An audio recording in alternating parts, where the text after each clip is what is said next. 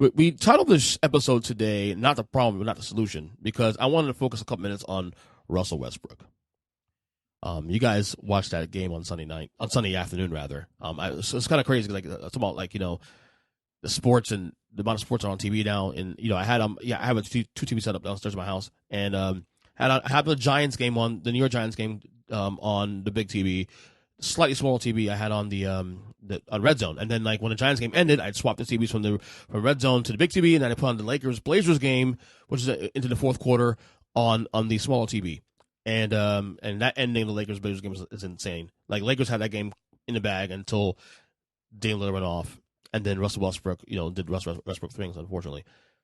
It's really sad to watch the downtrend, just the undoing of a guy who is, by the way, in case we forgot, a Hall of Famer. Russell Westbrook is an NBA Hall of Famer. In fact, he's probably going to be on the first ballot. But these last couple years, specifically in LA with the Lakers, has been a disaster. It's been a disaster. And the sad part, too, also, is that while Westbrook, should get some blame and be accountable for the things he's done or has not done on the team, has not played well, that he's not at fault here. In fact, he's not the biggest one at fault here. And I don't want to sit there and say, I told you so, but I'm going to say that now. Because I remember the day that trade was made, with Westbrook going to LA. I was on this podcast, okay? And I said that I'm not sure it's going to work. Because at the time, we had thought the Buddy Hield trade with the Kings to the Lakers had gone through. And we said, okay, Buddy Hield is a better fit because he's a shooter, he shoots the floor, that kind of thing. It's a better fit for the Lakers of their needs.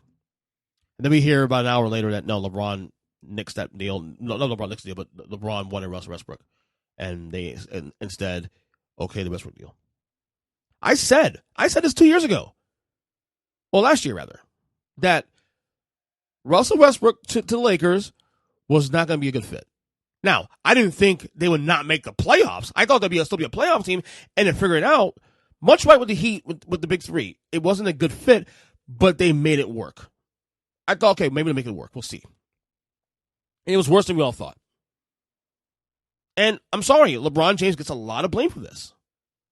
But also, Rob Pelinka, general manager, gets a lot of blame for this as well, too. Because this roster is horrendous. This roster is terrible. It was terrible last year. And you knew that LeBron needs shooters. And he did nothing this year to fix that problem. You cannot survive in this league without shooters in a team. End discussion. You can't.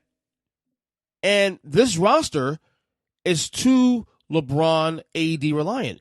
Especially when you consider that AD, Anthony Davis, in itself, can't stay healthy. He just can't stay healthy. Okay? That's who he is. Death, taxes, and Anthony Davis gets hurt. Bottom line. And that's the sad part about this 0-3 stuff for the Lakers. Not that they're playing bad necessarily. That Golden State game was pretty bad. But the Clippers game, they could have won. This game against Portland, they could have won as well, too.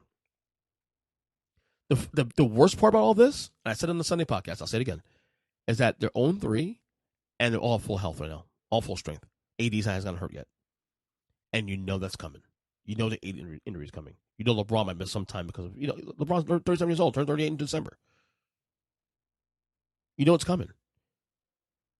It's a bad roster. That LeBron, Rob Pelinka, and company should get full blame for that. Rob Pelinka's got an extension with the Lakers too, by the way. And look, I know Rob Pelinka was close to Kobe Bryant, was his agent. He's a godfather to his daughters, and God bless all that. I'm not here sitting there saying that Rob Pelinka got fired because he did bring a championship to the Lakers in the bubble. But he is shit the bed the last 2 years for this team. And anybody, and I'm sure any Laker fan, not being a homer, can admit that as such. And here's the thing. The only move for the Lakers, the only move they have in their back pocket at this point is to move Russell Westbrook. But here's the problem. Who's going to take him? There is no incentive for the team to take Westbrook's contract at this point, other than his expiring deal. But no team wants. But teams are going to want those draft picks. And do you waste another LeBron year as a result? Because they can wait another year. They can waste another year, and wait for Westbrook's contract to expire this year. Because he's getting his $47 million, or they can send him home. And I first thought that the whole going home thing was probably too sudden. 3 games in, let's try to fix this. But maybe I'm not again. Maybe they should send him home. I would say give another week or two of this. See if they can fix this issues with him. Try to get him to come off the bench. And if that falls through, then send his ass home.